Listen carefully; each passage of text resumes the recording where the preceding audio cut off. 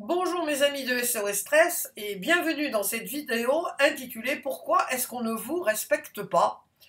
J'aurais pu aussi l'intituler «Pourquoi est-ce que vous ne vous sentez pas respecté?».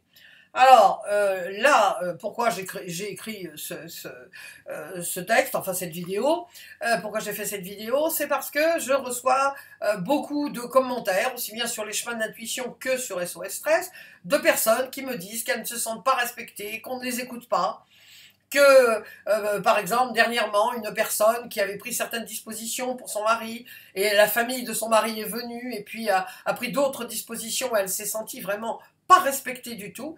Alors, je lui ai écrit, hein, comme je l'écris à chaque fois, si on ne vous respecte pas, eh bien c'est parce que vous-même, vous ne vous respectez pas. Alors là, effectivement, c'est toujours, il y a toujours un blanc, hein, après ça, quand je dis ça, ou quand je disais ça dans mes conférences, ou en thérapie, ou quand je dis ça, bien sûr, je sens, quand je laisse le commentaire, que va y avoir un peu de recul, hein, par rapport à ça.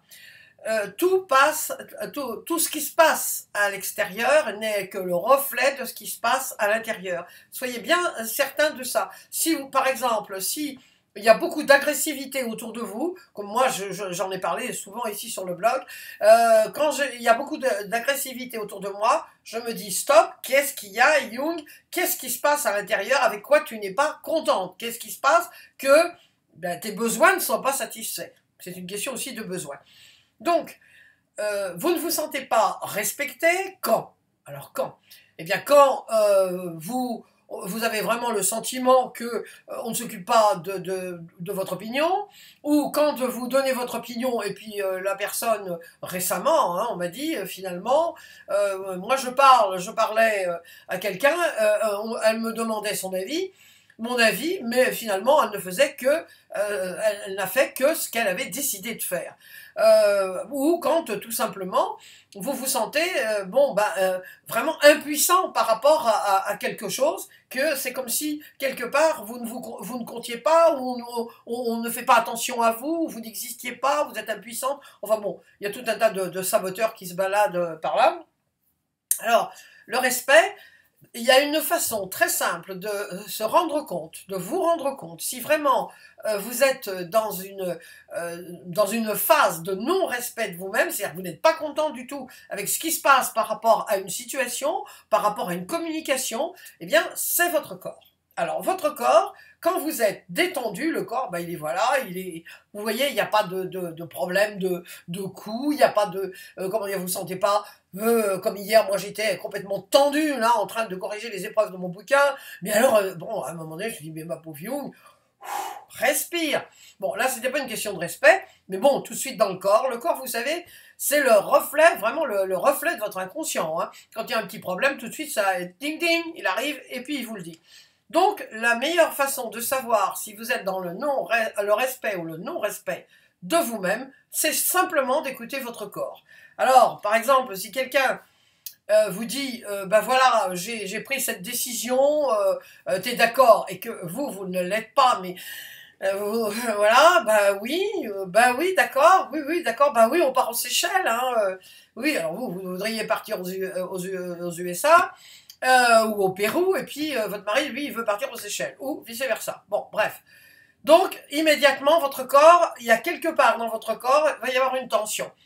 Non-respect de soi, non-affirmation, quand on n'est pas content, il y a tout de suite un résultat dans le corps. Donc, écoutez votre corps, prenez quelques secondes pour écouter votre corps.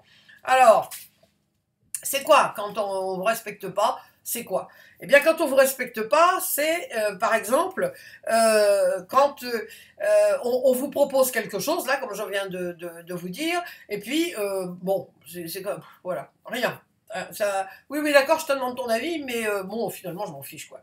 Alors, quand vous ne vous respectez pas aussi, ça veut dire que vous n'écoutez pas vos besoins. Si vous avez vraiment, par exemple, une copine vous dit, voilà, j'aimerais bien, on va voir ce soir, allez, on va prendre un pot, on va sortir entre filles, et vous n'avez qu'une envie, c'est vraiment, vous avez une semaine fatigante, ou même pas, vous n'avez pas du tout une semaine fatigante, vous avez simplement envie d'arriver chez vous, de vous mettre les doigts en éventail, comme on dit, ou de vous faire couler un bon bain, mais tout sauf sortir. Et vous dites, bon, c'est votre meilleure copine, elle est en plein divorce.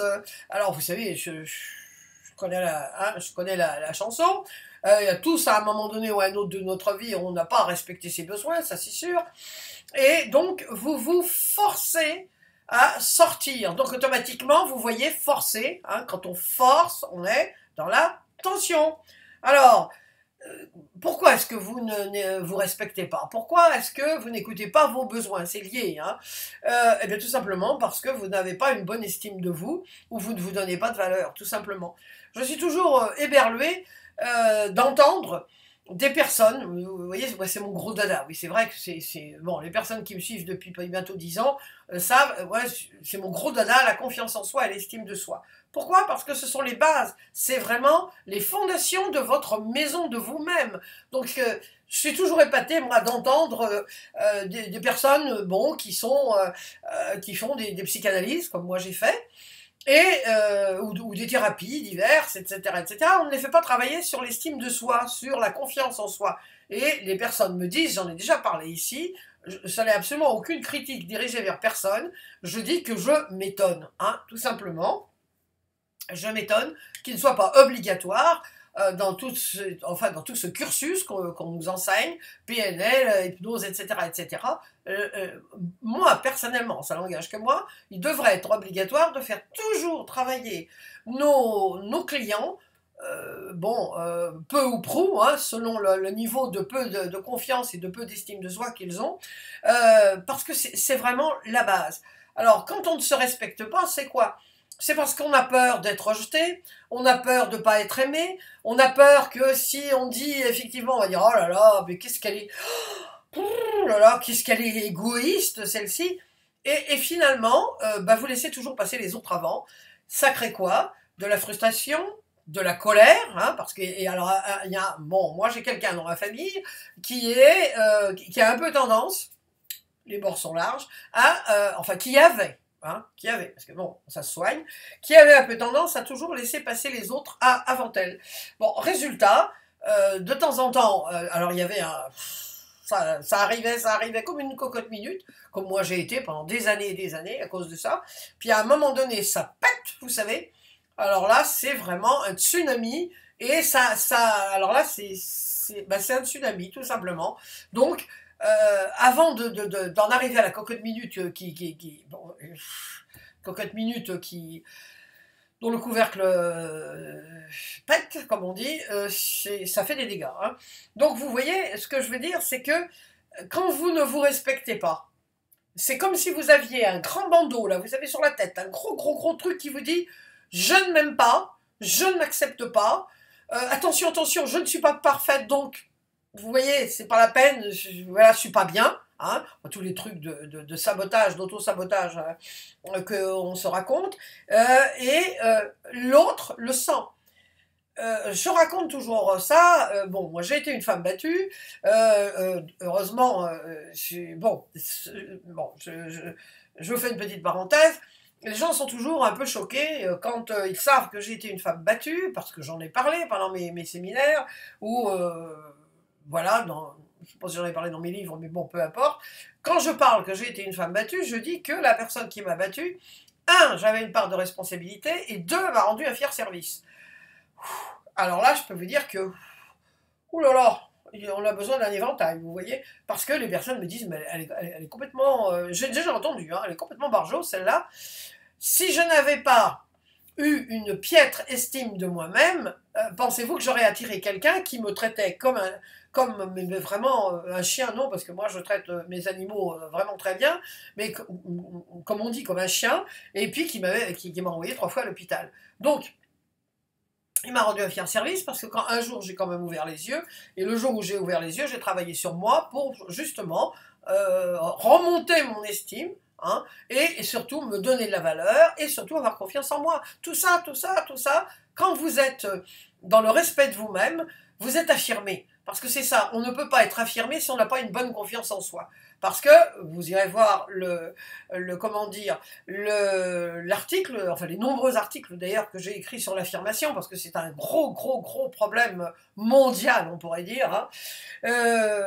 Quand vous n'êtes pas affirmé, vous laissez les autres prendre l'ascendant sur vous, c'est-à-dire que vous n'êtes plus, vous êtes impuissant, vous donnez votre pouvoir à l'autre, vous lui donnez votre pouvoir. Donc l'autre, eh bien, il en profite, c'est pour ça qu'il y a des pervers narcissiques, qu'il y a des gens qui vont, des personnes qui se retrouvent dans des situations comme moi j'ai été quand j'étais dans cette situation de détresse intense. Donc la personne en face m'a rendu donc un fier service, et j'ai ma part de responsabilité, puisque j'ai été attiré, hein, j'ai été attiré vers moi une personne qui finalement m'a traité comme moi je me traitais. Parce que finalement les gens vous traitent comme vous traitez. Je ne sais plus quel grand auteur a écrit les gens vous traitent, d'ailleurs c'est pas de moi, hein, les gens vous traitent comme vous traitez vous-même. Alors je ne sais pas si c'est André Gide, c'est un grand bonhomme, hein, c'est un Français, un grand bonhomme. Bon, bref, peu importe. Donc,